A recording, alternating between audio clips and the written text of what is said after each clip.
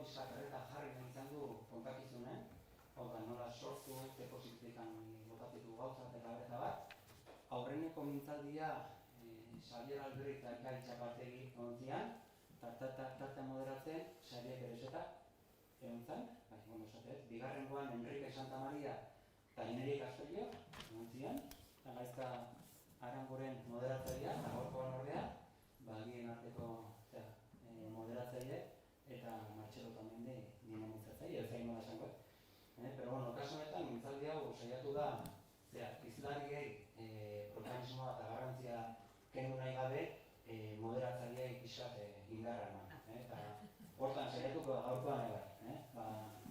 Zuen arteko sola zaudia, drama joan, gozatu eta zuei beste horren beste, gozatu eta beste kontazi gauzen.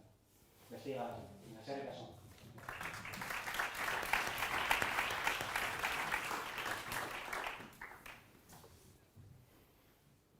Arratsalde, ongitorri, eskerrik asko Elkano Fundazioari bai hau moderatzeko aukera batetik eta bi aditu hauen ondoan ikasteko aukera zeharretik.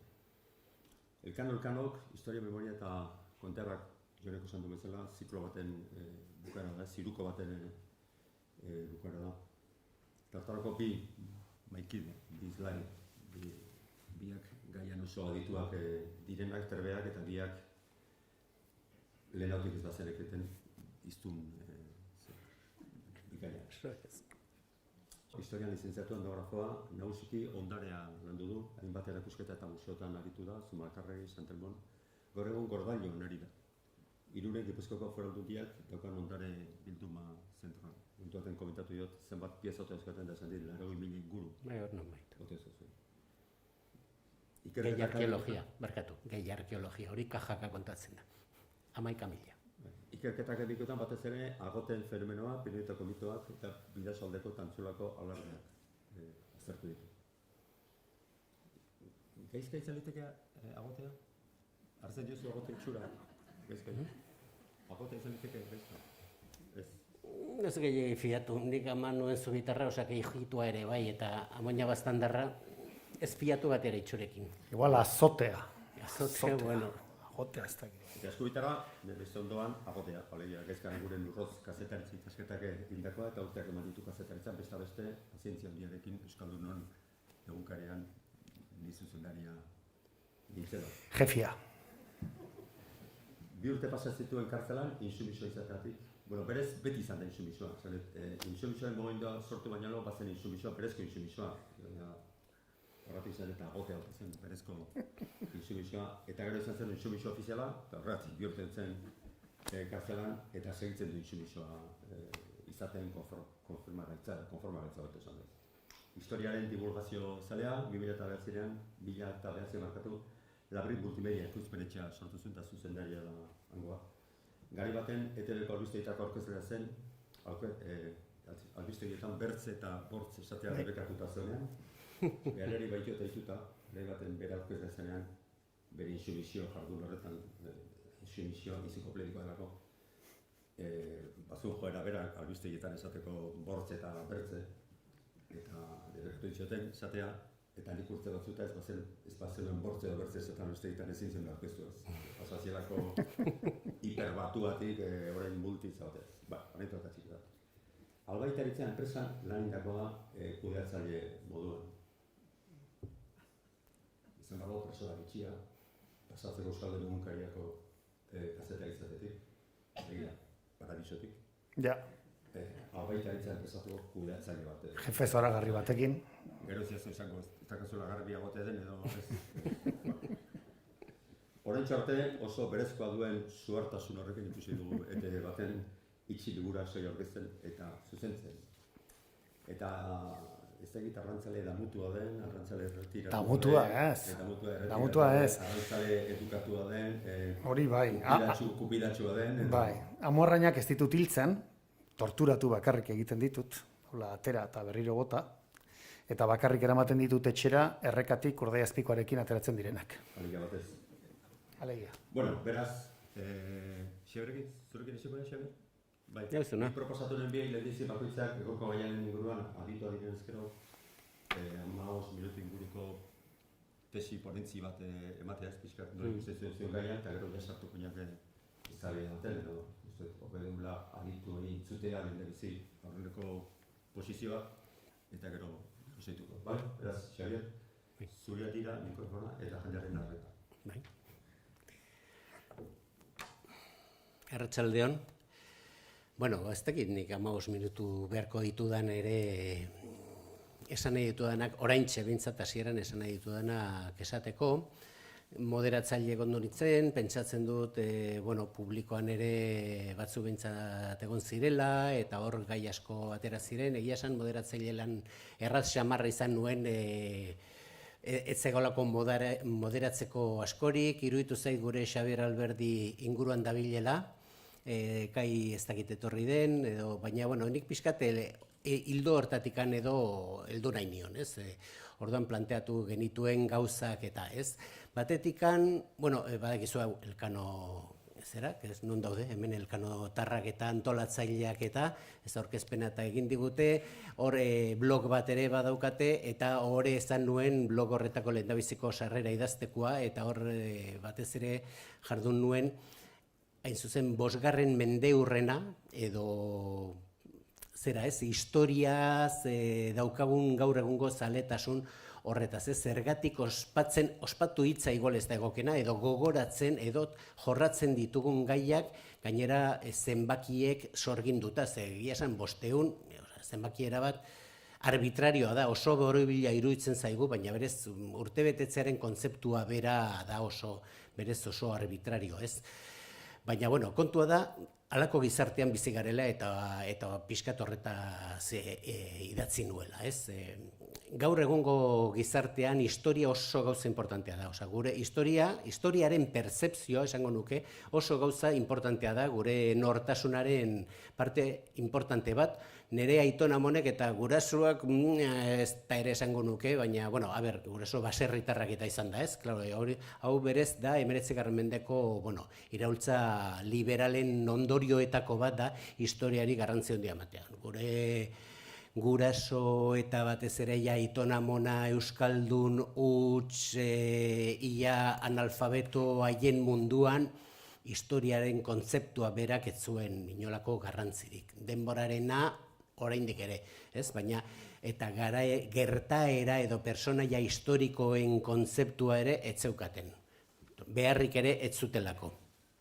Orduan, nik uste dut holako mendeurrenak eta gogoratzen, edo deitoratzen, edo ospatzen, berdin zait, baina egiten dugunean, azken finean, horrek gehiago esaten duela gutaz, hori ez, jorratzen ari garen gai horretaz, kasu honetan, Elkanori buruz baino. Baina, hori hola da, eta oso interesgarria ere bada aztertzeko. Ez dakite historialarien aldetik edo soziologoen aldetik edo noren aldetik, baina jorratu beharreko gaia bai iruditzen zait, eta horretaz gogoeta egitekoa. Espainiako estatuak badauka bat, gobernuak edo, ez dakit oso ondo kokatua organigrama non, baina badauka Comisión de Centenarios, zuzenean. Deke, ya veremos, beti urtero tokatzen da bat. Ikusiko dugu zer jakina hor Elkanorenak ere hartu du bere protagonismoa. Ez dakit orduan hasi zen, baina bintzat lehendabizikoa ezaguna egiten zaidana da el quinto centenario antonomasiaz Amerikarena, ez, badakizu gainera oso modu finolis batean el encuentro jarri ziotena eta bere alatera ziotena el encontronazo edo me cago en el quinto centenario euskaraz aunazka bersioa ematen zuena. Orduan horrek ere ikusten duzu santutzeko edo deabrutzeko, baina argi dago indiferente etzela jende askori geratu, ez? Orduan, nik uste dut hori berez oso interesgarria dela aztertzea guk geuk ere zer proiektatzen dugun, konstienteke edo inkonstienteki, hori beste kontu bada, behar bada geroxiago aterako da, baina zer proiektatzen dugun iragan horretan, ez? Printzipioz historikoa den horretan beraz objektiboa edo ez gertatutakoa, baina askotan gure filien eta gure fobien proiektzio besterik ez dena.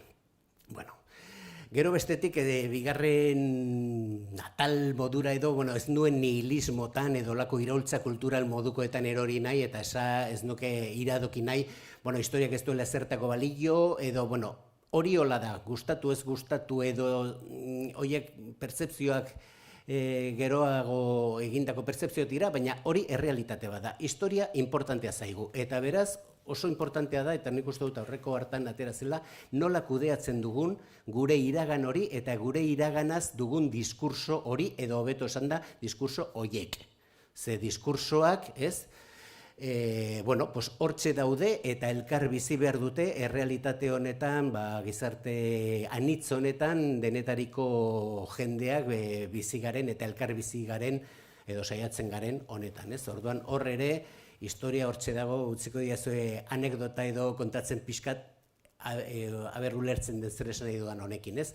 Donostiako lagun etnografo batek behin gonbidatu zuen Holandako beste lagun bat, donostiarra da, Okendo kulturetxe ondoan bizi da, eta etxera bazkaltzera zijoaztela, ikusi zuen hor, kulturetxea orduan ez zegoen gaur egungoa, bakarrik eraikin historikoa zegoen, eta esan zion, mira, esta es la casa del almirante Okendo.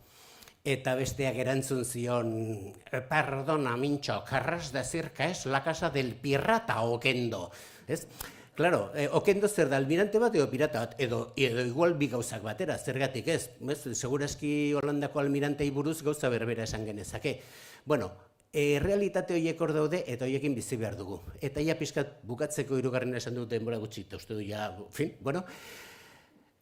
proposamena edo alternatiba edo ez dakit alakorik dagoen, baina aurrekoan ere atera zen. Historia egiteko modu asko dago, ez da bakarrik hori el pirata Okendo eta el almirante Okendo elkarrekin bizi daitezkela pertzepzio ezberdinak. Ez que igual importantena ez da Okendo edo personaia historikoa edo olako gainora eskotan gizon handien egitan handiak. Elkanoren kasuan, esaten dugu egitan handia, hola da, baina igual hori ere ez da importantena historian, igual eskoz importanteagoa da, baina egia da asko zailagoa dela egiten, historia hori egiten, lenguan ere ateratzen da, eta Xaber Alberdik komentatu zuena, labaderuak, hau da, emakumeen espazio horiek oso importanteak ere bazirenak, baina historikoki edo monumentaltasun aldetik, oso gutxi jorratu egunak, eta gaur egungo gizartean, egia da, emakumearen protagonismoa eta nolabait aldarrikatzen ari garela, baina historia egiteko tenorean,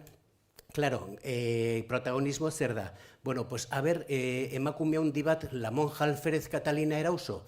Igual bai, edo igual ez, igual ez dakit noraino den eredugarri kontuan hartuta, personaje historiko bezala egin zituen gauzak igual gaur egun ez zaizkigula oso, indioak akabatzea igual gaur egun ez da politikoki oso zuzena, ez? Baina hori hortxe dago.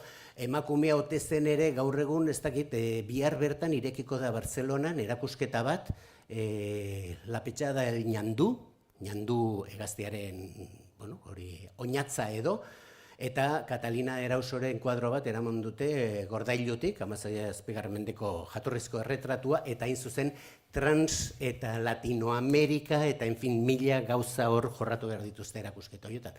Hori ere historia bada, eta eguneroko historia egitea, hain zuzen etnografiatik hurbilago dagoen hori ere igual aldarrikatu behar da, eta egin behar da. Zailago ere asko zailagoa da, hori ere gila da. Horrelutzeko dut, eskerrik asko.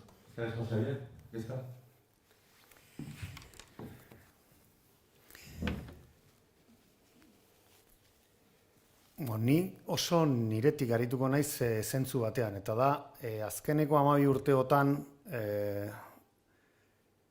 landu dudan ildotik egin nahi dut hausnarketa. Eta azkeneko 12 urtetan lan egin dut hein handi batean iruditeriaren arloan, imaginarioen arloan. 21. mende hasieran, garai hartan, uste dut nintzela Euskaldunon egunkarian, eta gerora enpresakudeak eta zuk erran bezala, baina albaitaritza izeneko enpresan, hain zuzen ere abereekin kudeatzen, eta eta gero kulturarloko enpresatan ibili nintzen kudeatzaile, ezta? Navarralde izeneko ekimenean, behar bada zuetako zenbaitek ezagutuko duzue, eta gero fundazio pribaturen batean ere kultura arloko bertze enpresa bat sortu hartio. Eta bereziki arduratuta, kezkatuta eta motibatuta ibili naiz hain zuzen ere iruditerien gatik, imaginario kolektiboen gatik.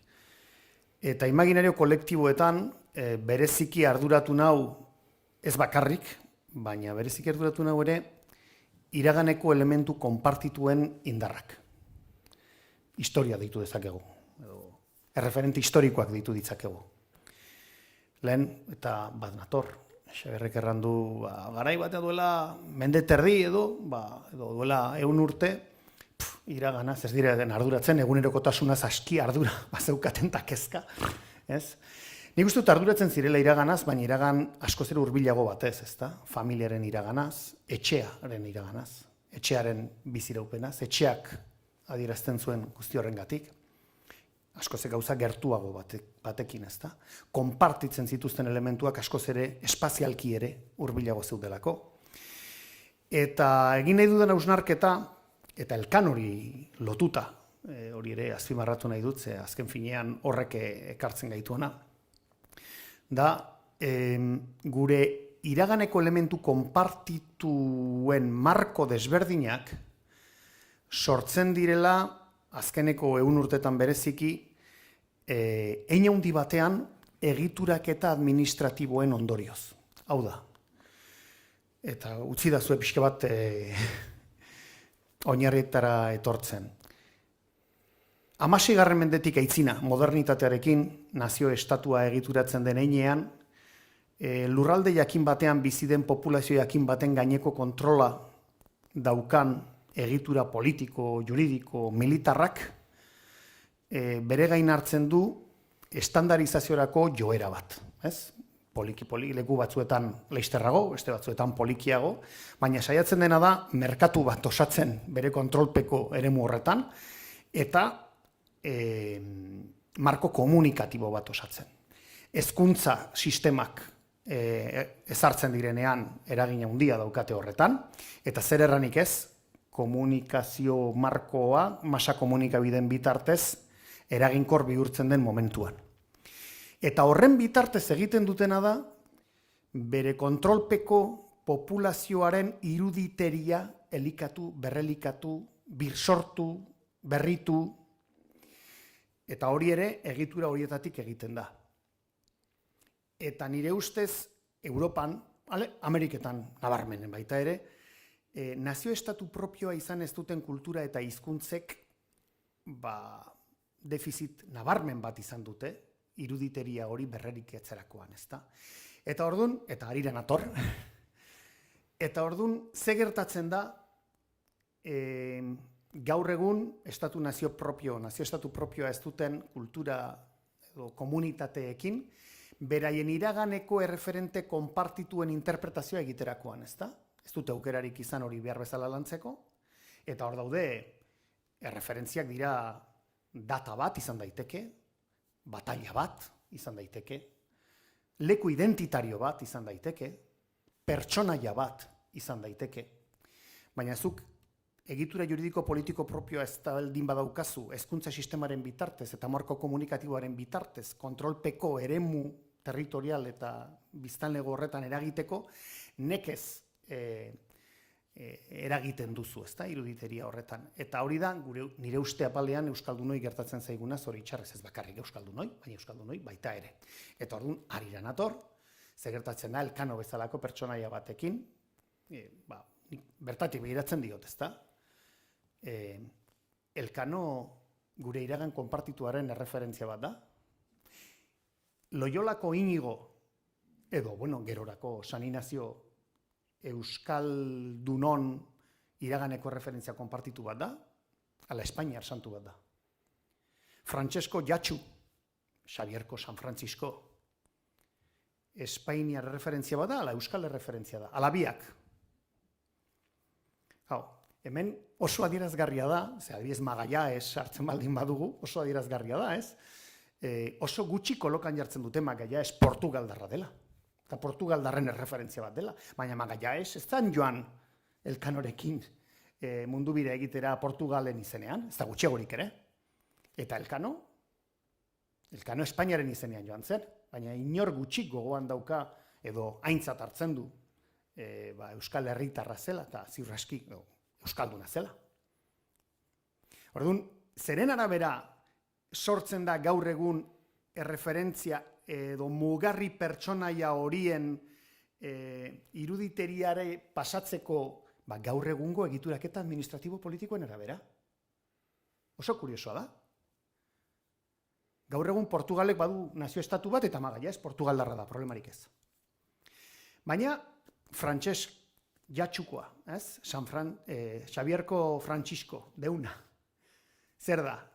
Santu Espainiar bat, horrela Espainiak Santu Espainiar gisa dauka, baina ez zan sekula Espainiarra izan.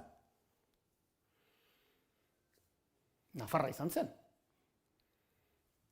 Euskalduna. Eta zeren arabera, orduan, eta pixka bat sortu dezakegun eztabaidaren ari horretara etorrita, ezta? Azkenean, gaur egungo egoerek baldintzatzen dute iragan konpartituaren irakurketa.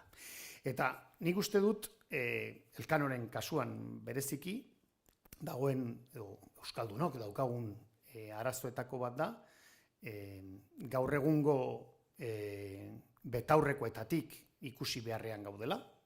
Oso zaila da, nire ustez ezinezkoa da pertsona bati eskatzea 16. mendeko pertsonaia bat, edo bertze edozin mugarri, 16. mendeko betaurrekoekin ikus ditzala. Izan ere, 21. mendeko betaurrekoak bertzerik ez ditugu, hemen gaudenok. Edo 20. mendekoak, evoluzionatuta. Baina ezinezkoa zaigu 16. mendeko betaurrekoa janztea. Historia zaunitz edo garai hartako historiak egin haunitz, egin dezake egokitzapen bat, baina hala ere, bere sozializazio prozesu pertsonalean, beti jantziak izanen ditu, bere kornean jantzita, gaur egungo ikuspegiak, ez horregatik, gaur egun gertatzen direnak. Eta, adibide gehiago plazaratzearen Napoleon. Napoleon zer da? Frantziar historiako, iragan erreferentea. Korsikarra da. Eta nera ez omen zuen ondo itzeiten frantzesez. Garai hartan ikustu dut inor gutxik egiten zuela ongi frantsesez. Zuela oso gutxira arte frantsesez oso gutxik egiten baitzuten ongi. Baina, Napoleon korsikarra omen zen. Omen ez. Korsikarra zen. Omen ez. Eta, lehen zuk Katalin Erausonik, uste dut Antonio Erauso erran dezakegula, inolako problemarik gabe, Antonio Erauso zertzen ez.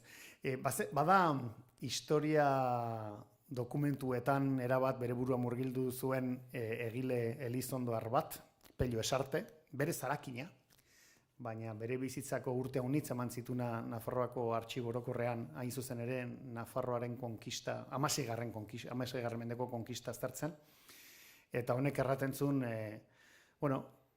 konkistatuak izan arte, Euskal Herriko azken burujabetzaren defendatzaile horiek Euskal Herriaren historia egin zuten, baina hortik aitzina, jadanik konkistatzaileen historia egin zuten, eta batzuk gobernadori ibili ziren Ameriketan, bertze batzu Andaluzian, eta orduan esaten dugunean, eta Elkanok noren historia egin zuen, Elkanok izen hartu zuen Espainiar imperioaren ontzietan, baina ontzi horiek Euskal Herrian egin ziren eta Euskal Herriko jakintzaren bitartez egin ziren. Eta azkeneko nire hausnarketa hain zuzen ere pertsonaiari buruz egin nahi nuen, izan ere azkeneko urte terdian edo biziki hurbildu naiz pertsonaia horret Elkanoren pertsonaiara eta irakurritakoarekin argi dagona da, behintzat egin diren lanen bitartez bere ezaugarriak guzti zaintzat hartzekoak direla Euskal iruditeriaren iragan konpartituaren erreferente gisa, bereziki gauza batengatik. Eta da, garai hartan Euskal Herrian geneukan itsas teknologiaren adierazpen oso garbia delako. Eta Espainiar imperioa zerbait izan baldin bazen, izan zen, hain zuzen ere, Gipuzkoa, Bizkaian egiten ziren ontziak eta bertan zegoen jakituriaren araberako nabigatzaileak egon zirelako. Gero gortean ere idazkari haunitz izan ziren, oso adierazgarria ere bai. Baina guzti hori da, 1200 urtean lurralde hauek Gaztelak konkistatu zituelako ere bai, eta hori ezin dugu ahantzi. Beraz, egoera hori da, nik jarraitzen dut kezkatuta gure iruditeria kolektiboarekin, elikatzeko behar horrekin, eta gurea bezala bertzeain bat munduan. Hain zuzen ere, berrilikatzeko gaitasun eskasa daukaten nazio-estaturik gabeko kultura eta hizkuntza horien iruditerien erreferenteengatik. Iraganeko erreferenteak, baina baita gaur egunekoak eta batez ere etorkizunera begirako erreferente konpartituak. Badago, espaldiko esaldia ez, historia irabazle idazten dute eta kontatzen dute. Eta irabaziek galtzaileek ez dut aukera izan kontatzeko. Historia ofizial hori, historia nazionalista da. Biliako gure eskolan ikusten genuen, da Numanciako setioa, talako, gero ez dakit inoiz Biliako existitu zen, ez dakit Numancian setiorik ere izan dute zen. Gaizkak eta aipatu naren niretuik, bihontzako da, Azken garenean hartzen, 19. mendean, gure nazio izatearen kontzientzia hori, nazionalismo romantizismo bidetik, sortzen da historia propio egiteko behar bat, ez? Zer horrein arteko historia beste kontatu dute, gainera normalen gu gaudin dugulako, eta gu gara altzaileak historia ofizial eta nazionalista horretan. Nola bitatu historia gileek penduloaren efekto hori, alegia, galtzaile izan gara, eta orduan ez dute historia guztia kontatu, horren gu kontatuko dugu historia, eta guk ere joko dugu mitoetara, eta guk ere eroriko gara mitoetan, eta gure sortuko dugu gure mito propioak, eta guk ere ingo dugu gure historia errotan, ez? Inora zen ausartu Euskal Herrira mendeetan sartzen, eta sartu zena txikitu genuen herrika, ematen diozu ostiko bat arri bate Irunen, eta saltzen zaizu labanteri bat, supermerkatu erromatar bat, eta baserri bat. Nola egitatu historia eginen partetik, galtzaileok gareno historia egiteko orduan, eta gure historia berreskuratzeko orduan, eta eraikitzeko orduan, ez izatea beste izan dituzten defekto berberak legia. Haiek esageratu zuten bezala, guk ez esageratzea gurekin. Ez gero kontrako bidea ez zaiteko berriro. Nola bitatu, ustez, herri galtzaileen historiografia berrian eoliteka esku hori. Zateko, tegitu behatzen den planteandua. Bai. Ez horrepikatzeko, akas berbera, historiagile nazionalista irabazleek intzuten ezakiko. Seko naiz ni? Bai. Bueno, bai, hori, azteko arrisku bat da hori, ez? Hori ez, guk esatea, Euskal Herri, eta esan izan da, ez? Modu, gainera ambivalente batean, ez? Hori, hemendikan etzen inor ere sartzen, ze hau besteak beste euskara mantendu da hemen, ez? Mendiartean bizigarelako, eta historikoki ere ikaragarrizko gezurra da hori, hain zuzen Pirinioak hemendi pasatzen dira oso, erraz gora eta bera, talde batera eta bestera, eta itsasoa gainera ez da izan normuga bat. Hori da arrisku bat, eta egin izan da, baina ez du, esango nuke gaur egun horrek ez duela bide luzerik edo, baina beste arrisku bat da galtzaileen historia horretan biktimismo moduko batean eta erortzea, eta esatea hemen beti matxakatu gaituzte Euskalduna garelako eta hori guztia. Euskaldunak ere ibili dira Ameriketan gaztelaren, gaztela eta Espainia hori oso gai interesgarria da, baina, igual gero hartuko dugu. Bai. Baina gaztelaren alde matxakatu dute eta handik ekarri dute artoa eta patata, baina urrea ere bai. Eta artoa eta patata ez da kaltegarria jentzat ekartzea eta hemen ere egitea, baina urrea bai. Orduan horre beste arrisku hori ere badago ez, halako biktimismo batena, halako zerbait gertatzen ari da oraintxe bertan Katalunian gauza bera gertatzen zaian, beste historia badute eta erdiaroan eta badituzte beren erreferente horiek, mitifikatuak edo, baina erreferente propioak badituzte, egia da gero Espainiako historian iaia desagertuak, baina berreskuratu dituztenak, baina orain badago Institut Nova Historia izeneko olako erakunde pribatua berez, ez ofiziala, ez akademikoa, eta holako errebindikazioak eta egiten ari dena, eta Kataluniako historialari akademiko eta profesionalak gaitzesten dutena ikaragarrizkoak esate dituztelako. Orain Universitat d'Estiu moduko bat egiten dute eta urtengo gaia beste da Els Rocafull, biztan da familia katalan baten apellidua dela, eta Els Rockefeller, eta olako loturak eta egiten dituzte, bueno, jakina, Kolon nola ez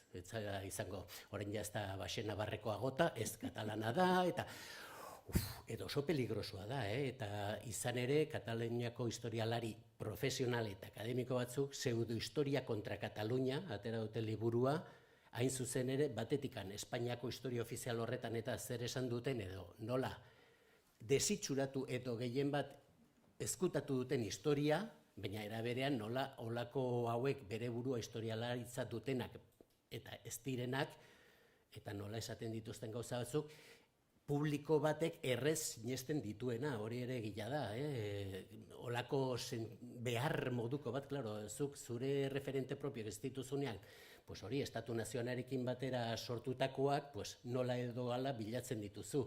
Eta hori ere arrisku bada, niretzat, en fin, modua izango litzateke, olako mito edo hori gizon handien egiten dietan erori beharrean eta hor emakume bat edo beste sartu beharrean gaur egun bestelako historia egitea. Hemen bertan, bira, kasualia ez, jarri date hau, baina badago, ez dakit aurkituko dudan, baina nola da Álvaro Aragón Ruano, historialariarena, arbola, lepamotzak eta hau da, basoaren ustiaketaren historiari buruz, barkoak egiteko edo ikatza egiteko, edo hori ere historia da.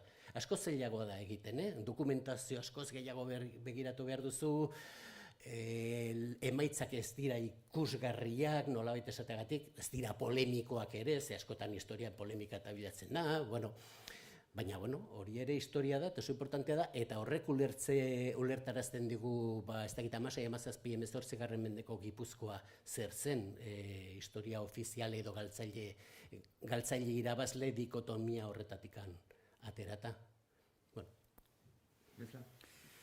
Bai, nik besterik gabe desberdinduko nituzke bi gauza, eta da, alde batetik gaur egungo edozein giza kolektiboren iruditeria osatzen duten erreferenteak oroar, eta bertzetik horien artean iragan konpartituaren parte direnak. Eta iragan konpartituaren parte izan daitezken horien artean badaude batzuk historikoak izan daitezkenak, eta horien gana hurbildu gaitezke irabazle galtzaile gisa, objektiboki, subjektibokiago, edo Braveheart bat egiten, ala ez.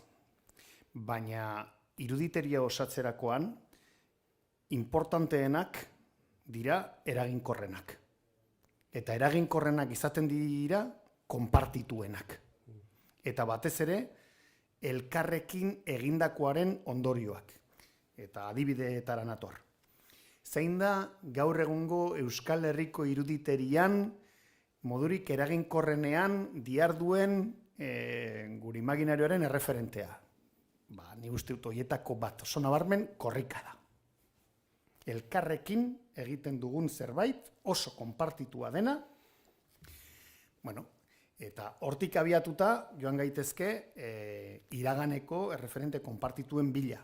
Eta harira etorriz, nik erraterako gaur eta hemen, altxatu nahi nuen hori. Elkanoren figura mugarri historiko gisa, pertsonaia gisa, uste dut oso altxagarria dela Euskal Iruditeriaren, etorkizuneko Euskal Iruditeriaren horretan.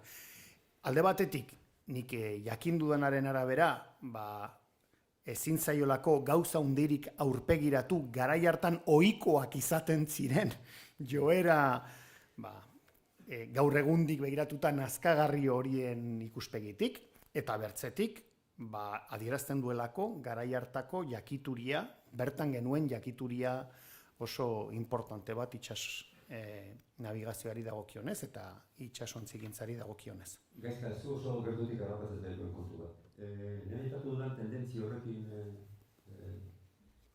helduloaren joko horretan esatea da. Historia kontatzeko orduan,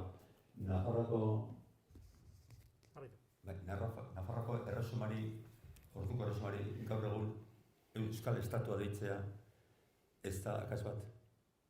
Ez da akats, dena aipatzen dudan, guk behar dugu iraganean referenteak batzutan etorkizunerako proiektatzeko, eta orduko erresuma batei deitzeak gaur egun Euskal Estatua.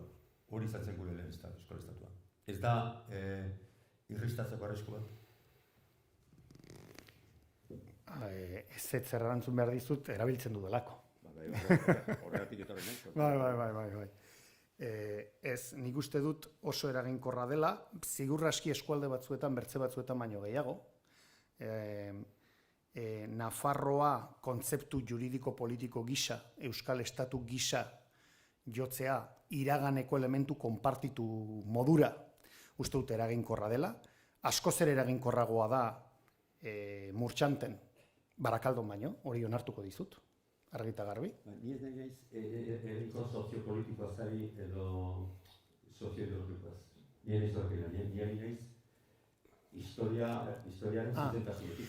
Bueno. Ez politikoki, ez que osasunak idazten bali modu Eurokopa sei aldiz segidan ordu ez naiz. Historikoki, zientzia historikoaren partetik ez ote den historia gile, ez kaleko eragile politiko, mitinetan, aberregunean, historia gile. Hor gatoz kontzeptualizazioetara eta terminologiara. Eta lehen Xabier aipatu du Espainia, Gaztela, estatuaz hitz egin dezakegu 1900 urtean, gaur egungo estatu hitzaren esan nahi zehatzetik oso urruti dago. Baina garai hartan zegoen egituraketa juridiko-politikoaren zantzu oinarrizkoak zituen hori adierazteko baliagarria zaigu, nire ustez bai. Eta adierazkorra da. Gaur egungo nazio estatuek beraien iraganari buruz hitz egiten dutenean ez dute esaten, ni bakarrik hitz eginen dut iraultza frantsesetik gaur artio. Lehenago ezin dut hitz egin, ezin baitut nazioaz hitz egin. Inork ez du hori egiten. Gu izan gaitezke inor baino puruago, eta esan ez gu bakarrik Euskal Nazioa zarituko gara, iraultza frantsesetik aitzina, edo 19. mendetik aitzina. Lehenago ez dugu erabiliko, bai, egin dezakegu, baina galtzaile gara, txikiak gara, indar gutxi daukagu, ahulak gara, eta gainera, erabaki behar dugu, behar dugula frontoian partidua jokatzera, eskua atzean jarrita puruenak garelako, eta bertzek egiten duten hori egin behar ez dugulak. Joder, ez? Ni ez nago ados. Bertzek egiten baldin badute, nik uste dut guk eskubidea behintzat badugula. Batez ere ulertarazteko.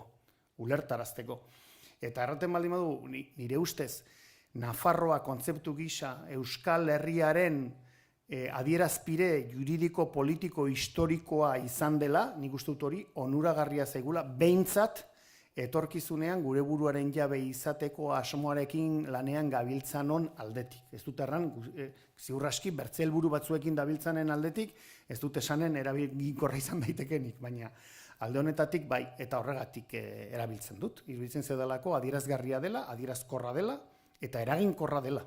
Eta historikoki ez naizela inolako gezurrik esaten ari. Ez zen interpelazio personal bat, Bueno, aprobetxatu dut, hementzo dela mailan, zara hau, gaizkari gota horretu. Eskertzen dizut, biziki. Xabier, nola ikustu duzu hori? Gezurritza eta ez dakit, horre, bai, egia da, 13. mendeko estatua eta gaur egungo estatua ez direla gauza bera, baina orduan ja baziren estatua berez aparato administratibo errepresibo bada, eta Nafarroako erresuma ura euskaldun proporzio handi baten gainean, lurralde batean ezarritako aparato administratibo errepresibo bat zen, baina berez euskara erabiltzen ez zuena. Eta orduan, bai, Ez, izaten da ohiko bertzea afera bat, baina hori ez da... Ez du zentratu nahi, elkarrizketaren... Ados, baina hori erranduenez... baina hori erranduenez argitze aldera. Hori etzan Nafarroako erresumaren ezaugarri berezi bat, baizik eta Europako erresuma guztien joera. Hau da, gorteek eta idatziz hizkuntza batzuk zeuden erabiltzen zirenak. Bai, dudik ez dena. Frantsesa esate baterako, edo oksitaniera, edo gaztelera gero, eta idazten ez ziren hizkuntzak, eta euskara bezala, Europa mailan berdin gertatzen zen. Etzan, berezitasun. 16. mendean, hasten da Nafarroako Erresuma, protestantismoarekin, alemanek egiten duten bezala, bertako hizkuntza erabiltzen. Bai, baina ez administrazioan, Bueno, ez dute aukerarik. Ni bakarrik gaia bat ere jakiteko ea trompatuta zaitzen zenun. Zebra ez zaitu daitu zer? Eta gai hau, konprobatu nahi nolako ea zaitzen duen trompatuta, ekibokatuta, Nafarroako Erresumari estatu dituta, uste dut zaitzen duela insumiso eroskorreta. Bueno, trompatu edo, erabaki bada. Gero partekatzea edo ez partekatzea. Egia da, hori nazionalismo txikiekin, hori Katalunian edo, okerregon edo, ados egon edo, baina beti aldarrikapen bada. Eta egia da oso desberdina dela aldarrikatzea edo ja asentatutako hortatikan abiatzea naturaltasun osoz horrela delakoan, ez? Mira, lehenago hor ere Elkanoren lokalean egon garen, liburu bat hartu dut olartzeagatik, italiano batek idatzia, espainolez, frantsesez, portugesez, inglesez, eta hartu dut, espainolezko bersioa eta lehendabiziko, hola, ala beharrez, tokatzen zait, bandera, ze bandera eramango zuten barku horietan, ez? Eta esaten la bandera espainola, kako txartean, esan ez, oraindik ezin zen esan, baina, ulertu idazue, eta esaten zuen. Orduan, eramaten zuen, bi zeratan, gaztelua eta lehoia, eta esaten du, claro, el castillo, porque es el del reino de Castilla, y el león, porque es el reino de Aragón, porque como ya se habían unido en una sola corona, digo, baina jainkoaren izen santo eta benkatuan, baina, a ver, lehoia da del reino de León. Eta Aragonek bazitun bere kuatribarrada, hori guztia. Baina, italiar batentzat, hain dago ja erabat asumitua, Espainia zela ez betidanik, hori askotan ikusten da, liburutan Espainia prerromana, hombre, pues si es prerromana no es España, o sea, ya está, o sea, ez, Hispania gerora, vale, baina erabat asumitua daude gauzoiek eta hain daude asumituak, osea, hanka sartze ikaragarri handi bat egiten du. Claro, bi erresuma daude, batu egiten dira, ergo, gaztela zen, eta 16. mendean, eta 17. mendean, eta 18. mendean, Borbondarrak sartu arte, ez dago Espainia erresumari, dago gaztela. Beste kontu bada Espainia hitza erabiltzen zutela, eta batez ere gaztelarrek erabiltzen zutela, baina 16. mendean Portugaldarrek ere esaten zuten, Espainia hitza berez da Hispania, erromatar kontzeptu peninsular horren ondorengo bat, Datu bat enpatzearren, Nik adibidez joera handia daukat, errateko ja 16. mendetik Nafarroa garaiaren konkista ematen delarik eta Espainia hitz egitea izan ere Albako dukearen kronistak, Luis Korreak, etengabe erabiltzen du, alde batetik Espainia, bestetik Nafarroa edo Nafar frantsesak. Baina Espainia eta Albako dukea da, Albako dukearen Nafarroa, Iruña bereganatzen duen kapitulazioa, Iruñaren kapitulazioan jartzen du, Espainiako kapitaina. Eta etengabe eta Espainiako erregea. Eta Espainiaren erabilera oso Pello Monteanok azkeneko liburuetan, etengabe erabiltzen du Espainia kontzeptua, Roldán Jimenok ere etengabe erabiltzen du Espainia kontzeptua, jadanik 16. mende momentu horretatik, ez? Eta batez ere, Fernando Katolikotik jadanik, baina are gehiago, Carlos Lehenengoa, bere ondorengoaren zeatik, imperioaren. Hori Jose Azurmendik eta aztertua du, Euskaldunak eta Espainolak, eta oso garbi ikusten du nola gaztelarrek bere egiten dute, hitz berez generikoago bat eta peninsula osorako zena, nola egiten duten bere eta asumitzen duten. Italiarrak ere esaten zen, eta Italia etzen estatu bat, alemanak ere esaten zen, eta alemanak ez ziren estatu bat. Nazioarte mailan erabilpena da Espainiarena, baita historikoki ere, eta garai hartan ere. Euskal Herria kontzeptua ere aurkitzen dugu. Euskarazko lehendabiziko testuetan, ja horre Lazarragak eta gero zera Etxeparek eta Euskal Herria kontzeptua erabiltzen dute. Eta ez da kontzeptu politiko bat, ez da instituzionala bat, baina erabiltzen dute Euskarazari dira eta Euskal Herria oso asumitua dute. Espainiako hori asumitua duten bezala.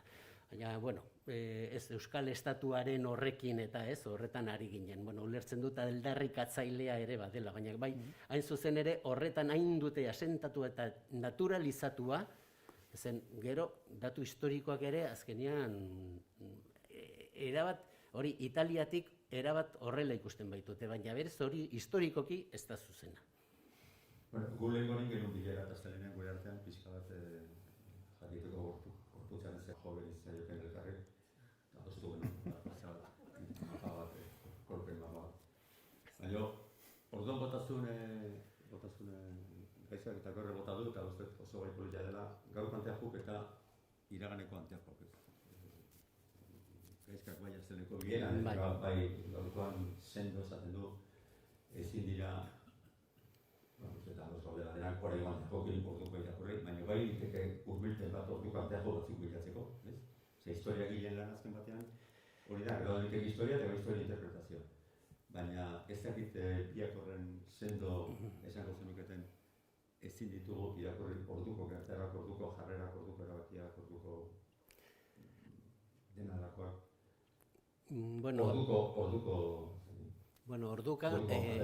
Orduko gaur ego esan du betaurrekoak, gauza bada betaurrekoak eta beste bada testu ingurua. Ez, orduan esan zen, orduko testu ingurua ez baduzu ulertzen, errealitatea ez duzu ulertuko.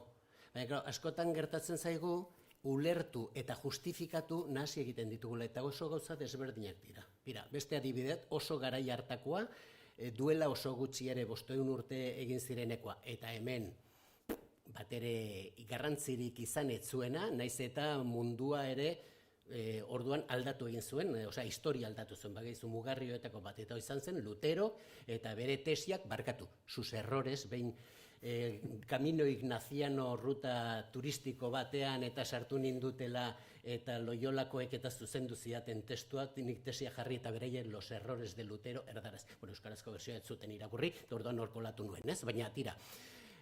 Oso jesuita ikusten zaitut. Oso jesuita ikusten zaitut. Oso jesuita, bai, Javier Ignacio izena izan da zena idupa.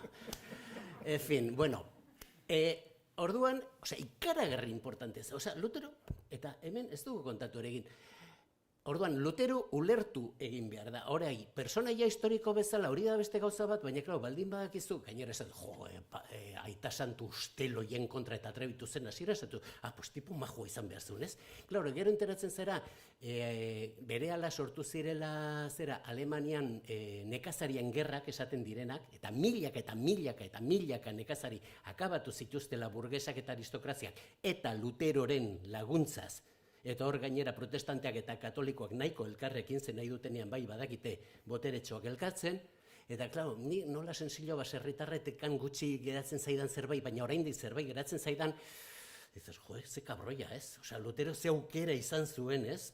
Bere, zera, ez? Herritar pobreenen alde egiteko, eta ez zuen egin. Hori bai, niri kabroi bat iruditzea horregatikan, horrek garrantza historikak entzen dio zera Luterori, hori beste gauza bada. Lutero bere testu inguru hartan ere ulertu behar da. Eta erreforma protestantea testu inguru hartan ulertu behar da. Gero beste kontu bada, ados, edo kontra gaur egun gainera ja kristautasuna pixka urruntzen hasi zaigu ez, baina jendeak orduan elkarrekabatu egiten zuen transustanziazioa eta ez konsistazioa eta ez dakizazioen zerengatikan gauri gai. Baina, bueno, hori, ez baduzu hori ulertzen, ez duzu 16. mendea ulertuko. Beste kontu bada, partekatzea edo ados edo desinteresatzea, hori ere legitimoa da, Gauzak erraztearren hurbildu dezakegu, azterketa berbera, pertsonaia asko zer hurbilagoko batengana. Ze gertatu da, ezkerreko ikuspegi batzu desberdinetatik Che Guevararen figura azkeneko hamarkadetan, azkeneko urtetan, ez? Ze gertatu da, zeren arabera. Duela 30 urte, gure honitza, zuta. Adibidez, honintzari pankarta jarri dizkiote, ez? Gauza bera da, azken finean, bai. Eta, bueno, kontestualizatu behar da, Che Guevararena, bai, kontestualizatu behar da, oain, honintzak eskubidea du esateko, niretzat ez da erreferente aintzat hartzeko, nik uste dut, bai, osea, arrazoia duela ere, bai. Norberak zeri ematen dio garrantzia gaur egungo ikuspegitik bere iraganeko erreferenteak hautatzeko. Hori libre izan behar du. Iraganaren irakurketa kritiko horrekin, abiatu gara egin, puntotatik, zegin personaje horien iruditeria egin. Zerrego, Gipuzkoako Diputazioan, jorrien, pasillo zona nobleetan, ditzen den noble horietan, areto nagusia dauden kordan hori, bode dizki batzuetan, pasillotan, pedestal batzuk eta gero Filipinatan eta zenuen ibilitako marmorezko irudi batzuk ustetuk ez duan bildu sartu zirenean konsideratu zuten ez zirela errespetuzkoak eta zituzten estali eta gero estatua batzuk dotoretzen dituztenak, haien ustez, dotoretzen dituztenak pasillo, urtetan tokatu zait, presidentetan joatea horreko ekitalditara eta saibanek eta lanagatik. Eta bilduko kirtzi zen, esanako, ez zentratu nahi alderdi batek. Baina jautu zen esan zuten revisio bat, personajoena esan zuten, aurkein gurtu. Lehenago beste gauza bat intzuten, bai? 79an eta bildukoek ez zuten egin, beste batzuk egin zuten, baina kainoiak kendu zituzten armarritik. Gauza berbera da. Eta beste kaso bat, Goierriko herri baten bado Filipinatan emitako bakarren baten izena jarretzako estatu bat, nahiko humilagarria dena oia izaten, bai ez zerritan da. Ordiziak urdaneta? Ez uste gehiago dela zugarra gaurretxu gutartan. Eta, bai, zugarra. Legazpi, orduan. Eto zen diplomatiko Filipinarra. Eta azartu ez dali zuten estatua. Cuidado, gazela, falta zein Googleeko klik izateko, hemen da, eristea, falta zein. Baina daukat entzun da, historiko diplomatikoa ministro bat edo Filipinak Espainian daukan enbaixadorea, uste temokrazkoa zela gainera etorri zela, eta inzuten plazan erdin estali, ez horretan balio zela. Bueno, una vuelta ikusi dugu nola zegertatzen ari den bai estatu batuetan kolonekin, baina baita ere berriki ikusi duen estatu batuetako hegoaldeko estatuetan beltzen altxamenduaren ondorioz nola egin estatu batzuk eta botatzen. Zein da zuen historiaren ikuspegitik eta jasoko bazen dute erakunde publiko baten aholku eskaera esan ez behar daukagu herrian, personaje hau da, eztabaida sortu da herrian, zuen historia ikuspegitik zaurko dugu zenekete galderak eta konsultainak. Bai, oso zera, bueno, hori ere elementu erligiosoekin gertatu da, eta ez dut esaten gurutzeak eskoletan, eta askotan, bueno, elemento artelanak, claro, eske hori da beste kontu bat, ez? Bueno, Ama Virginia bat delako kenduko dugu artelan bat, pues bai, hori da beste, bai, askotan diskutitzen ari da, ez? Eta hemen ere, claro, purismoa eta esaten zenuen, ez? Historia akademizista eta egin dezakezu eta oso korrekto izan daiteke, baina egia da, gero horrek benetan balio du jendearen igurikipenak edo asetzeko edo erantzuna emateko, pues batzutan hor, bueno, bestelako neurriak ere hartu behar dira. Egia zen personaia historiko horiek, estatua handi horiek eta, bueno, Gipuzkoakoak, Diputazioakoak eta gehienak 19. mende bukaerakoak eta 20. mende hasierakoak dira, ez? Orduan, claro, Elkano eta Urdaneta eta 16, 17, 18. mendekoak txurrukata, baina egia da, horregatik esaten nuen lehenago ez, oso gauza burgesa dela, 19. mendeko berirakurketa horiek egin dira eta hor glorifikatu egin dira batzuk, eta emakumeak adibidez, pues ez, baina ez bakarrik emakumeak, baserritarrak eta jende gehiena ez da gertzen, ez, berriro ere gizon handien egitandiak eta egia da orain ez dakigula hori ondo nola kudeatu, eta hor bereizi beharko litzateke zer den ondarea eta zer den personaia historikoa. Claro, ondarea askotan pentsatzen du, ondarea da gauza bat gustatzen zaiguna. Ez du zertan. Ondarea da, nik algo lertzen dut, eta bintzat horrela lantzen dugu, dokumentuak agiriak ez ditugu erretzen hor kontatzen dutena ez zaigulako gustatzen, ez? Pues igual estatu horiek ere ondaretik badute zentzu horretan zerbaiten lekuko edo direlako eta zerbait kontatzen digutelako. Gero, nola kokatuko ditugu edo nola interpretatuko ditugu, claro, plaza batean daudenean igol zalxeago da, museoetan beti egoten da diskurso bat, glorifikatzeko edo ez. Taldeak esatu duzara ez dut uste kaldera ulertu jazu. Zu aholku bat eskatu izute. Bai. Kentuko dugu estatu hau, ez dugu kentuko. Bueno, hor gauza asko egon daitezke, segun ze estatua den eta zergatik ondo nahi duten, eta zer egiteko, edo aholkoa izan daiteke, bueno, nahi bazuen mendikan kendu, baina ez zazuela bota. Igual gordailura joan behar du, ez eta toki aldetik ez zazuela pentsa bulto hondiko gozak, teorian hori ez da kriterio bat, baina gero eta gehiago. bueno, hori izan daiteke kriterio bat, Claro, horregatik esaten duen, ondare, orduan begiratuko nuke, ondare aldetik badu balio zerbait esaten digu? Nik lotuko dut, galderari erantzuna, hain zuzen ere, UNESCOk egiten duen definizioarekin, ez? Eta batez ere ondare inmaterialari dagokionez. Ondare inmateriala ez da bakarrik momentu jakin batean artelan batek ukan dezaken balio artistiko hutsa edo estetiko hutsa. Ondare inmaterialen ikuspegitik elementu horrek adierazi behar du giza kolektibo baten identifikazioa, ordezkagarri izan behar du. Eta nola giza kolektiboak dinamikoak garen eta evoluzionatzen dugun, erreferenteak erori egiten dira eta beste batzuk sortzen dira. Eta hori normala da, eta ez da txarra, berez. Eta oso ondare material bat, eskultura bat, zuk esaten zenuna, egon daiteke estetikoki ikaragarria da, izugarrizko lan, baina momentu jakin batean, plaza publikoan baldin badago, herri bateko mutrikuko plazan baldin badago, eta jendeak bere burua ordezkatuta sentitzen ez baldin bada identifikatzen, ari da, ziurreski, momentu horretan jadanik, ez dagokion leku bat betetzen plaza publiko horretan, izan ere, iruditeritik kanpo nahi du giza kolektibo horrek. Eta nik uste, patrimonializazioa, nire uste apalean ez da bakarrik kontsideratu behar administrazioak gaur egun dituen prozedimenduen araberako deklarazio bat, ez? Hau, izendatzen dugu ondare inmaterial, ez? Gure gizartearen adierazgarri.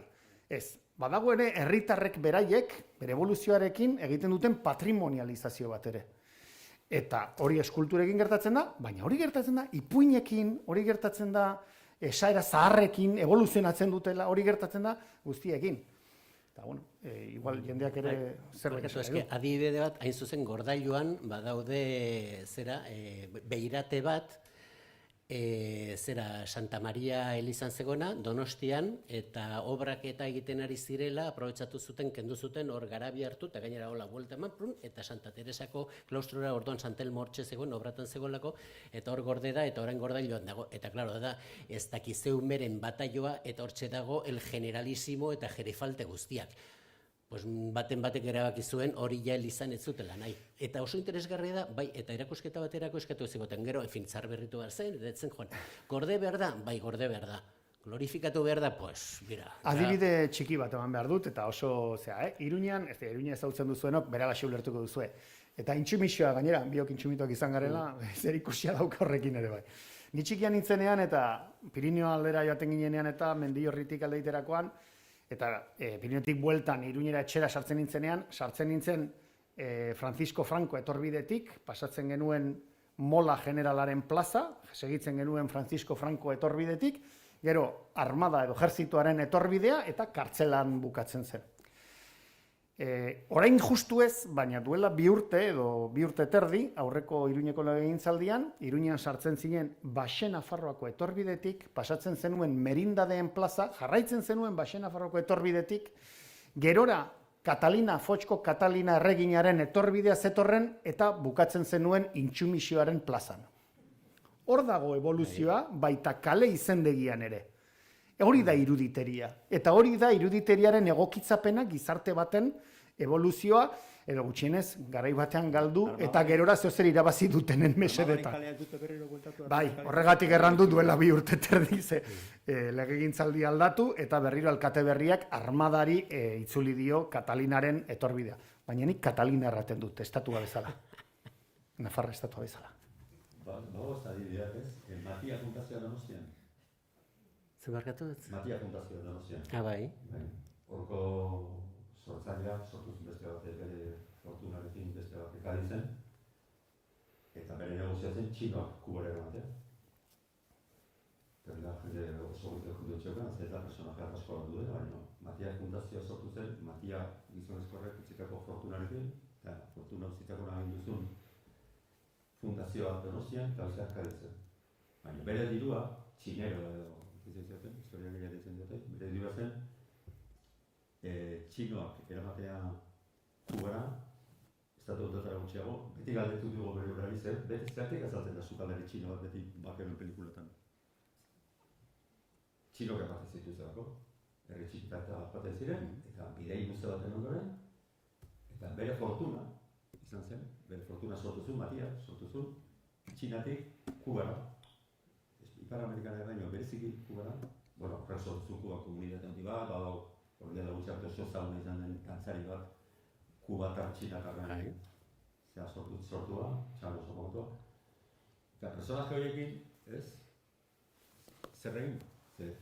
Sortu zuten diru bat, lortu zuten diru bat, oso txukuna ematen ez duen, jardun baten ondorioz, baina gero ez egin damuz edo hitzen aizelako eta esan zuen, prozesor honen bertu dute, zertan jarreko dirua, kontazio bat zen, ez zabaiak bukatzen ez dena, zen ez zabaiak zentzgarria da. Donostin badao keldo plaza beste estatu bat, egin baten bakarri bat ekortzen gozei plaka aldatzea. Pirrata okendorena esaten duzu. Plaka aldatzea erakiko dute, hobeto izango zen. Bueno, horren zuritza, eta ez duen aukera. Horren beste jende etorri gaben bada, zozen importantea esango zen esperantzarekin etorko zileten, eta seguro bakazura zer galdetua, zer esan da, bakatu. Zer, iruzkindua, saliteko euskaraz, iruzkindua? Bai, ez? Bai, beste esango dugu. Zein nahi batzen da? Beti bat, bado mikrofona garetan bai? Bai. Ara, ea, ez zaitez zer lotzatu. Ez du balio telefone begira jartzea horrein, Eko izua itzaldi osoa telefone begira jartzeko, horrein jarrein. Bai, hori da. Kroketa bat, gero. Kroketa bat. Bai, barkatu, bai. Zaparatzea zer den. Jakin manu ekarreko du mikrofona, nita osati bote. A ver, barkatu, hasi. Interesantia, reflexio asko eta interesantia. Hor botarian baten inguruan. Herri txikiak o herri galtzaileak, herri ez nazioak bere historia idazteko eta kontatzeko iarra. Nire reflexioa da, inbiarra da. Eta ez daitezen bildurtu pendulua pasako gen eskerreta, o pendulua pasako gen eskubita, edo aitzakia bilatu nahi baitu ez kontatzeko historia, gure historia, milaka aitzaki bilatu baitu. Ez gaitezen hortan zentratu eta kontatu ezagun gure historia. Lan zintzoena eta lan kompletena, baina kontatu dezagun. Eta ez zeon zai, hor komentatu da bezala, Braveheart bezalako Hollywoodeko makroproiektu bat etorriko da kontatzera Euskal Herrian zindun. Ez da Hollywoodek denean makroproiektorik etorriko kontatzera Euskal Herrian zindun. Ez guain dela urte, ez guain dela 5 urte. Eta horren ari da. Saiakerak egon dira, dakin dezazula. Horren ari da. Braveheart mundu osoak ezagutze dugu, heroe bada, la hostia da, baina 100 batailetan ondiena Inglaterrak eta Eskozien artean, danak inglesak irabazi duen, excepto bat, Eskozesak irabazi duen. 100 baiek ez duen kontatzen, eta bat hori kontatzen. Hollywoodik den etorrik zian makroproiektu bateatik gana. Eskozesak mesedera, baina ez da beste golako proiektu bat etorriko kontatzen Euskalduna zein duen azkenengo 100 milaka urtetan. Gu kontatu behar da gau. Hori da nire reflexioa. Baina Braveheart filmak sekulako mesede egin zion Eskoziako independentzia zalei mapa politiko jartzeko orduan. Ez da zara zuzena den kontatzen dena, eta gero William Wallace-en, nio nintzen ikusten William Wallace-en omenez dagoen torre, gaztelu derre bat oso... Baina historiak kaso egiten nahi duzu, 200 batalla da inglesak irabazi joan eskozezak, eta ez dira, pelikulekin ez dira kontatzen. Bai, Eta bat deona, eta hori da la hostia. Izatetena, prozeso... Guk ez deula espero bihar ezakiz makroproiektu bat, ezakiz gauza etorriko zen unikan, zurutik Hollywoodetik gano ez egin unikan. Guk inbiar dugu, apalki baina gure historia kontatu. Bakarrik, kontatu nahi dena da bakarrik, zinematografiak, zineak, kausa batzuei ze bultzada eman zien. Ipar Irlandan, de repente, 10 urtetan, 6-7 film hain ziren, Perlandako auziaz. Hasi ziren Agenda Okulta, Agenda, gero Aitaren izenean, gero Labai izenean, gero The Boxer. Eta horrek jarri zuen Irlandako gatazka eta Irlandako prozesua jende askoren begibistan. Gauza bat gertatu zen Ego Afrikarekin. Momentu baten, Cry Freedom dalako filmekin, ez? Momentu baten, nunbaiten, ez dut esaten botoi badaunik, ez dut esaten maniobradorik, baina nunbaiten esaten da, hau eta Ego Afrikak izan zuen bere garaia beste 4-5 film haundikin. Gero bukatu zen segurazki ziklo hori presidentearen biografia errekirez, rugbyaren, batzen zaten munduko rugby txapelketarekin. Eta gero Bret Hart etorri zera esan nun. Ara, ez? Irlanda dauka bere gloriako zinematografia, Ego Afrikak ere bai, eta gainera, ura etorri zen, naita gainera, etorri zen, kokatu zen, Eskoziako prozesua abiatuta zegonean giro hortan, ez? Ez dakit esaten aizean, guk ez dugu behar Bret Hart bat, edo esaten aizean, ez gaitezen egon Hollywoodeko etorri bitarten, gu gauzakiteko. Galdetu iten dute, ez naiz ez da baidatan. Bigarrena bai. Idatzi behar dugu gure historia dela. Eta bazka duen beste instituzio, publikoak, unibertsitateak, Herri zapalduen herritarrek interes handiago daukate? Zulengo asteleneko beroketa bilarotan? Uste ulertu nizuna, halako zer, herri txikitako, herri galtzaileen, herritarrek beharra handiago daukatela historiaz kezkatzeko, interesatzeko, produzitzeko? Ez dakit interes gehiago dugun edo, nik esango nuke, hemen kontzienteago garela eta ateratzen dela eta gaia polemikoa eta izan daitekela, ez? Espainiar, bataz besteko Espainia profunda edo, ez dakit, normal esango genuken horretan, ematen du ez? Ez zaila, baina bapatean zerbait gertatzen da, eta hor gloria nazional guztia piztu egiten dira ikaragarrizko naturaltasunez. Hemen dena diskutitzen dugu. Gehiegi behar bada, eta baina hor erabat asumitua dute, eta zerbait gertatu, eta, el CID, hor beren eroiak nola ez duten egunero atera beharrik, hori da, zera esaten dutenean, eta noiz ospatu behar dugu gizon zuri heteroaren eguna? Eta, klaro, erantzuna bere alako da, egunero.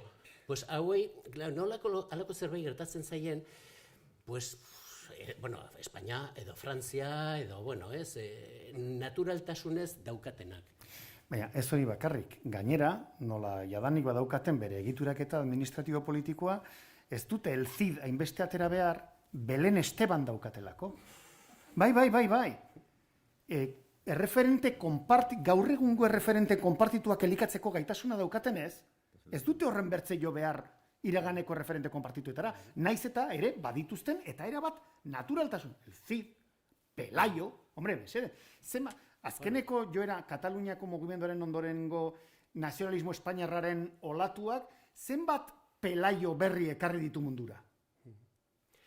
Itzel? Eta hala ere, gogoratzen dut, nola da Madrileiko Agirre, Esperanza Agirre. Esperanza Agirrek botazun alako batean, claro, eske, orain Espainiako umeak ez dakite zein den Felipe Bigarrena. Eta ni pentsa, arrazoi dut, aber ikasten duten kabroi galanta izan zela. Berzio bat izan liteke hori, beste bat. Ulertzen duzu, baina hala ere, oraindik ere, gutxi izaten dute, komeni zaienean berriro ateratzea, ez beti hortxe dituzte gainera, claro, eta hori behin eta berriro esaten dute, Euskal Herrian eta Katalunian adoktrinatu eta ez diegu erakasten hori guztia, eta baina hori pak batean dator, hizkuntzarekin eta guztiarekin, eta historia horregatik ematen du, ez dela importantea edo, baina gero berehala, eta gainera hain zuzen zenbat eta gutxiago jakin historiaz, orduan eta konbentzituago zaude, hori, el CIDen existentzia historiko eta, kondotiero bat izan zen, punto. Baina mitua ezagutzen dute, ez personaia historikoa. Gure historia egiteko hortan, zaipatuzu katalanek prozesu hasi baina olentxe xo, baina hortxe utxora bera, Sapiens aldizkaria sortu zuten, eta dauka salmenta maila, zeukan salmenta maila ondi xamarra, noski prozesuaren erdian gauza guzti horiek biderkatu egiten dira, eta onditu egiten dira, eta konsumoak eta hori. Baina badukate bere aldizkari propia, bere histori propioeteko aldizkari bat. Eta lehen kolona ipatu duzu pixkat. Horren dela utzi da kongreso bat Granadan. Beti inda borroka, portugesa, espainola, italiarra, genovesa ote zen. Horren dela utzi katalanak hasi ziren errebindikatzen. Esan gute respetoarekin, baina horren dela... Orain euskaldunak ere ari dira, ez bado aldarrikapen euskaldunen. Horren dela gutxi gukin genion elkarrizketa Orkaz Balimaro sendagilea da, oriotarra zarutzen bizi dena, eta kongreso hortan bere tesia defenditu duna, ez? Batzutan ze beharra somatzen den, ez? Baina nik txikian nintzenean eta jarri irituan nintzenean eta aitak ez dakit nondik atera zituen La Gran Enciclopedia Baskako lau ale, deskalifikatua lagun kioskero batek zituen eta gauza oso harraroak ematen zizkion, niretzat, eta hor ja bazegoen bat, esaten zuna kolonen ama bergarakoa zela, eta nik geratu nintzen txunditua, klaro, 10-12 urtekin, osea, holako zerak, zergatik, eske kolon oso importantea zen, gaur egun igual ez dugu horrela esango, baina duela egun urten kolon zen, Amerika deskubritu zuna, orduan, pues horre euskaldunen ekarpena, ama bergarakoa zuela.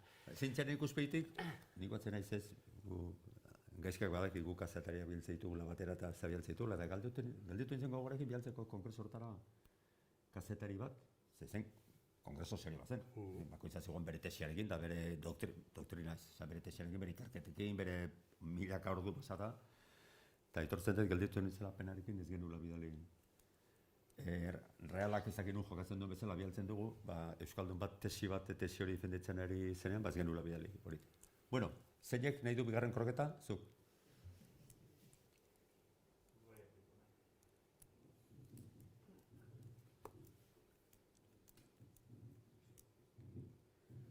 Bueno, arratsaldean da oso interesgarria, eskerrik asko intentzio ekarpenagatik. Nik azpimarratu nahi nuke, esan dezuen azkenengo nahiortatik zerra ditugun erreferente bilatzeko, bertan ditugu, elkanauta bezalakoak, eta askotan kostatu egiten zaigu hori aurrea ateatzea, eta gero beste gauza atipikoak aurkitzen saiatzen, ezta?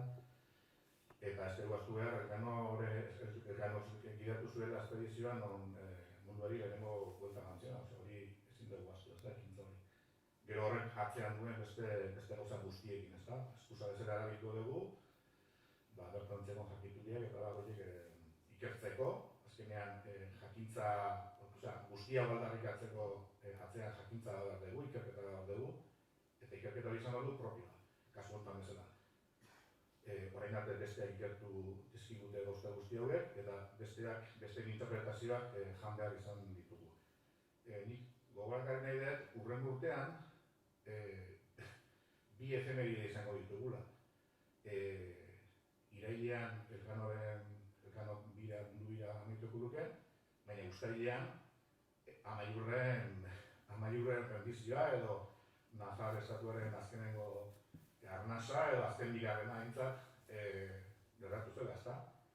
Eta hor ditugu bi gertakari historiko gure erekuntza, gure erreferente bilakatzeko.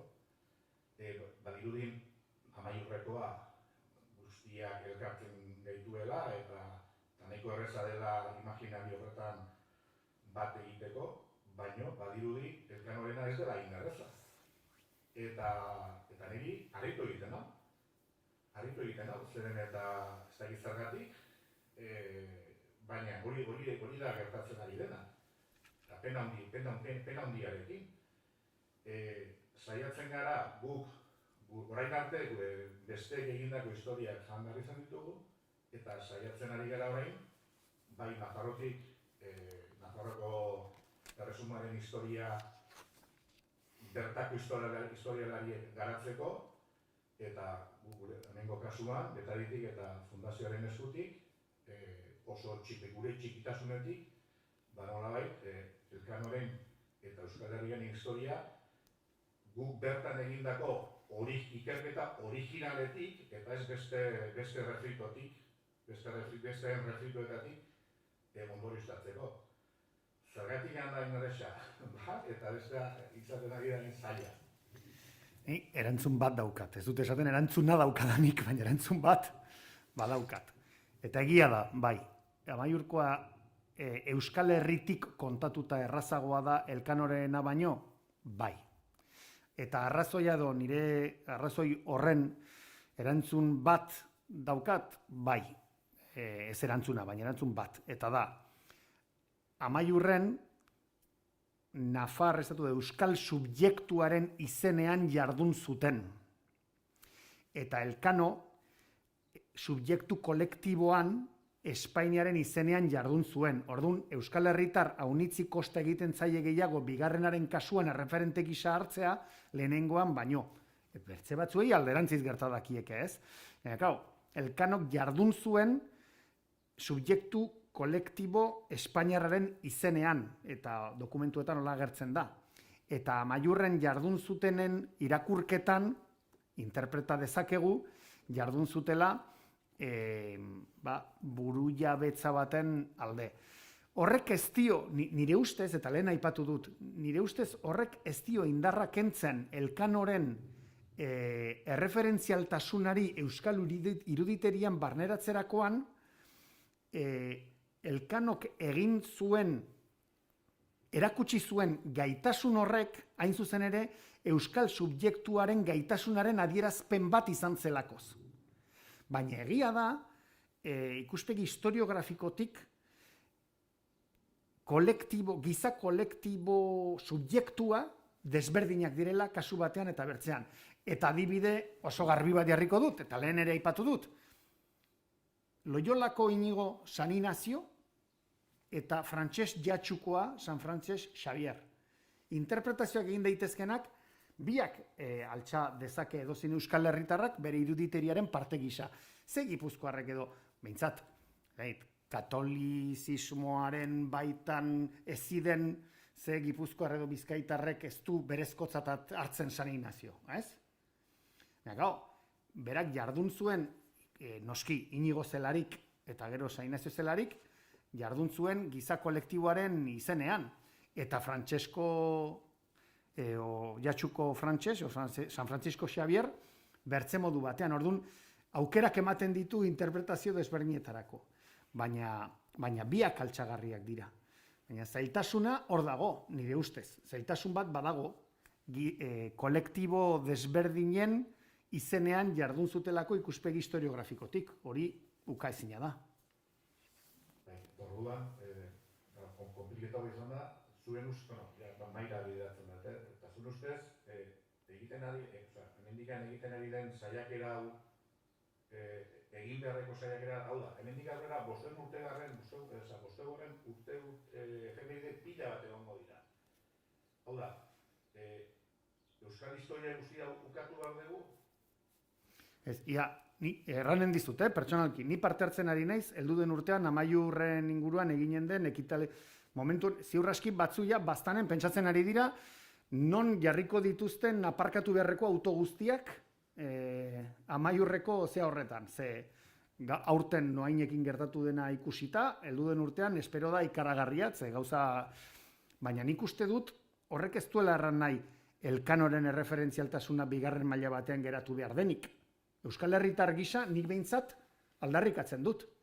Baina aldarrikatzen dut ez Espainiar Imperioaren izenean egindako balentria bat bezala. Hau da nire ikuspegi hutsa, beste batek beste bat izan dezake. Baizik eta Euskal jakituriaren eredu izan zelako eta horren ondorioz lortu lortu zuena. Eta nik nire iruditerian sartzen dut. Eta batez ere azkeneko urteterdian ikasi dudanaren ondorioz. Hori ere aitortuko dut, lehenago ez neukelako ideia hundirik, eta Amaiurri buruz baneukan. Baina nik nire iruditerian sartzen dut, inolako zalantzarik gabe, eta aldarrikatzen dut. Xavier? Bueno, guk ere badugu Irunen gure boskarren mendeurrena, 1522an, 500 urte izango dira borrok San Martzial, borroka berez eskaramuza bat izan zena, baina bueno, en fin, ez?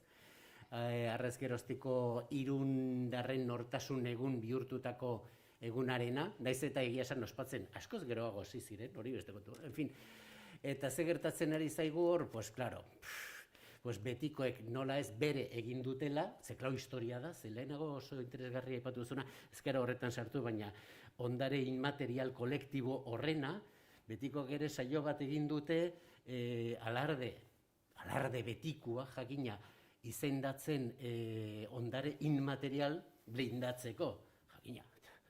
Horrek ez du ezankaz buru, ze lehendabiziko helburua da kohesio soziala, eta ez historia, eta ez historia, ez folklorea, eta horiek oso ondo daude, baina oso bigarren mailan daude. Orduan, bai, oso komplikatua da, claro, gizartea ez denean kohesionatua oso zaila izaten da, hori gertatzen da Elkanorekin. Baina hori ere gertatzen da, claro, Nafarroan, bai, seguro jende asko joango dela, eta Euskal Herriko bazter guztiatatikan, baina ez dakit ni Maria Txibite joango den, eta UPN-ekoa joango diren, eta Txibite eta UPN juntatuta Nafarra eskotxo dira, horiek ere, Juan Cruz Alli joan zen, Juan Cruz Alli joan zen. Juan Cruz Alli, bai. Baina arrazoia duzu, bai.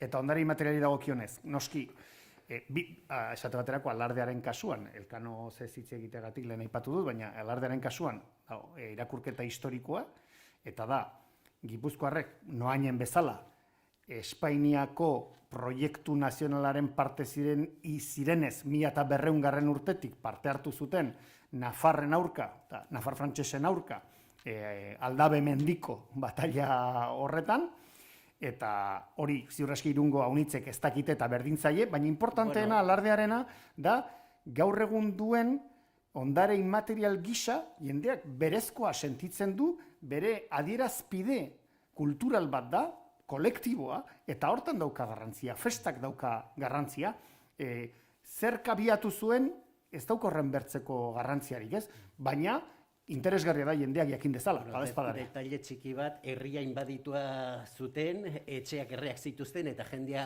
aizatua zuten. Hori ere, detaile txiki bada, Irundarrak Irun errekuperatu zutela, Hondarribia ez. Eta kontuan hartuta orduan Hondarribia bezala benetako Irundarren etxai nagusia, hiribildua zelako, eta Irun menean zegoelako. Hori ere oso interesgarri izango litzateke, baina hori historia da, en efecto. Baina hori ez da inondik inora importantea. Horregatik, betikoak zer heldu diote berriro, pues, eske gure historia jakin behar dugu, pues bira, hain zuzen zerbait baldin badakigu gure herri triste honetan da, batallita hori, super dokumentatua dagoelako, kontuan hartuta beste batalla asko izan zirela, eta oso gutxi dakigula. Baina hori ez da importantena, hori da, ez? Eta orain ere Elkanorena eta, bueno, azken finean kohesiorako balio baldin badu, niri oso ondo iruditzen zait. Irakurketak eta egitea. Claro, balio baldin badigu berriro pues, para los fastos nacionales eta nola da el buque escuela edo dena delako hortarako, baina berdin zait Elkano izena duen edo Jose Mari, Osea, eske problema niretzat da el buque escuela eta ez bere izena, hori beste kontua da. Beste galderaik, edo beste iruzkini bai. Emakumezkoak ere balko zaukera galdetzeko,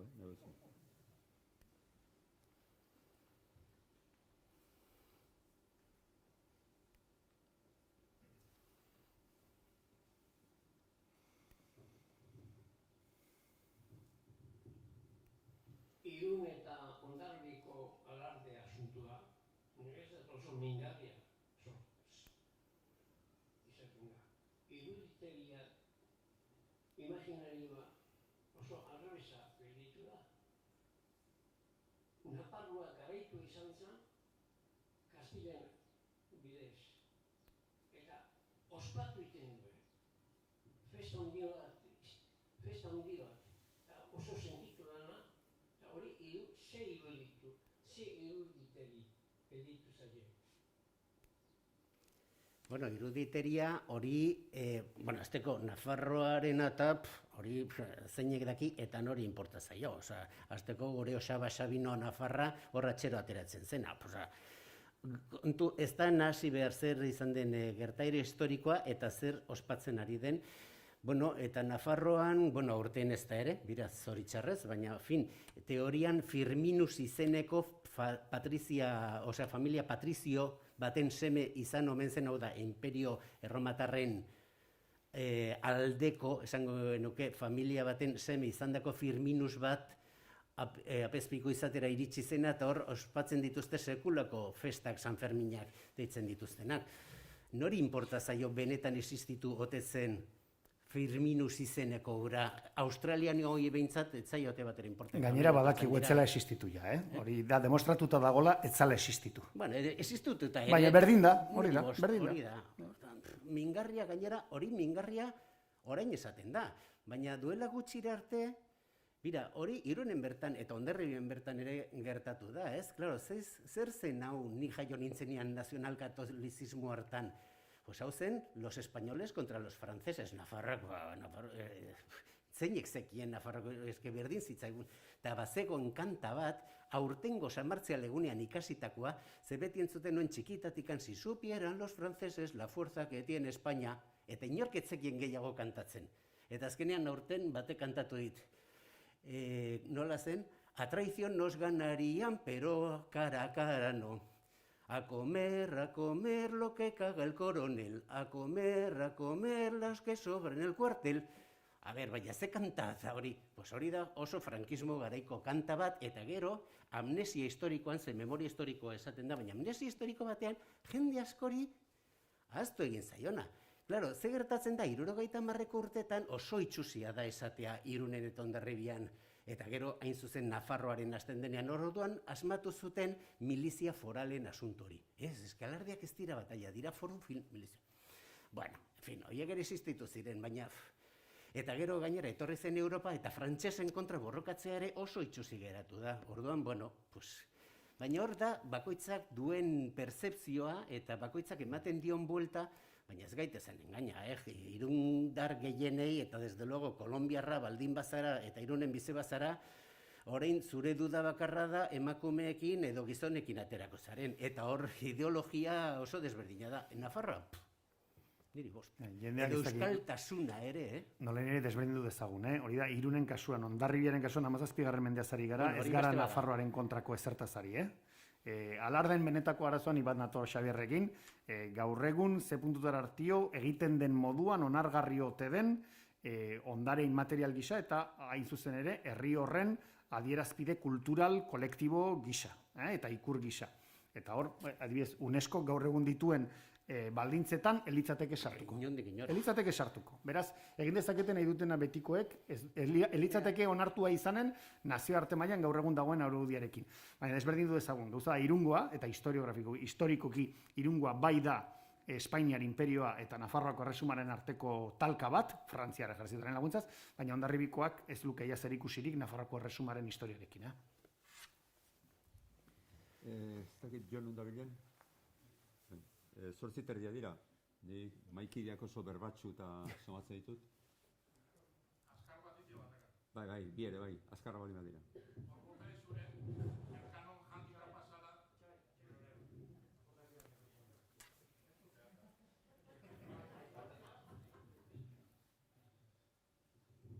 Hor bote zuen, elkanon handikap bat dela Espainiako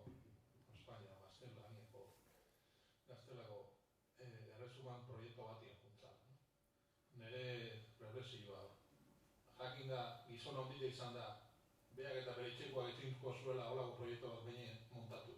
Ez daketaiko herria holako proiektu bat montatu. Espainiako erregien proiektu baten junbalitz, Frantziako erregien proiektu baten junbalitz beste bat izango zen elkan? Beste erabate ikusiko ginen behar? Holandako erregien alde?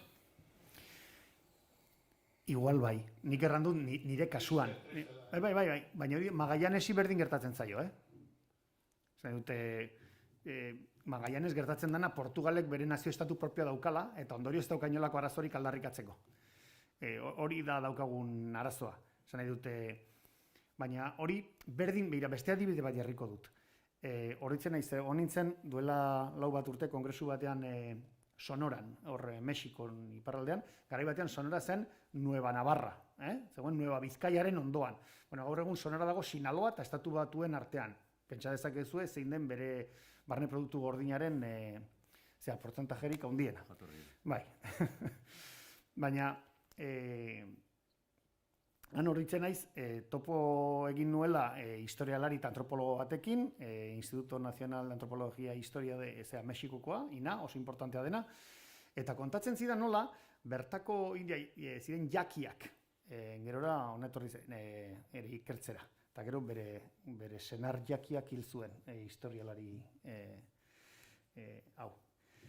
Bueno, eta saltzen zidan bai, hemen biltzen ziren jaki nazioko tribu desberdinak Ibai honen inguruan bere urteko festa egiteko, eta hemen sarraskirik handiena egin zuen Elizondo izeneko gizon batek.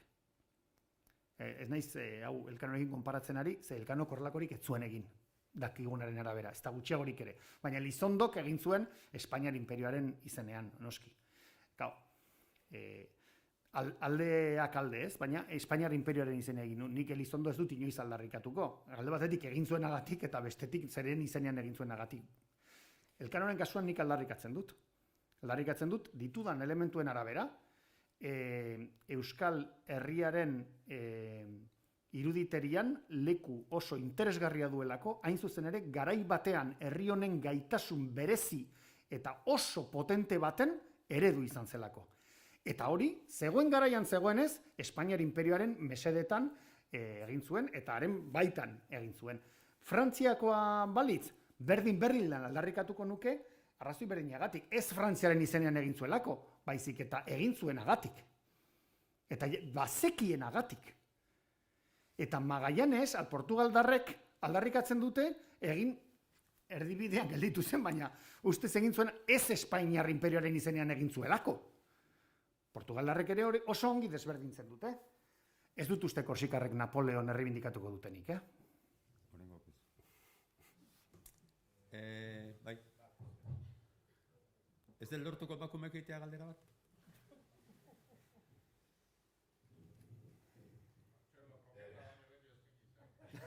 Zer? Zesan zu? Azkarra badira. Roketa baino gehiago, eskaini behar duzu horretak. Txangurro alabean. Jonek ordainduko du. Fundazioak eta ordainduko du. A ber, hemen, mai hortan ondarearen bi aditu hain importante ondanik ez, bi ondare materiala batez ere, ezin naiz egon galdetu, a ber, Elkanoren lehorreatzeak baditu ondare inmaterial izateko zantzuak edo non ikusten da hori? Definizioz ez, esan nahi dut, iraganeko elementu memoriaren bitartez gogora ekartzen dugun iragan konpartituaren elementu bat da, kasu honetan pertsonaia bat.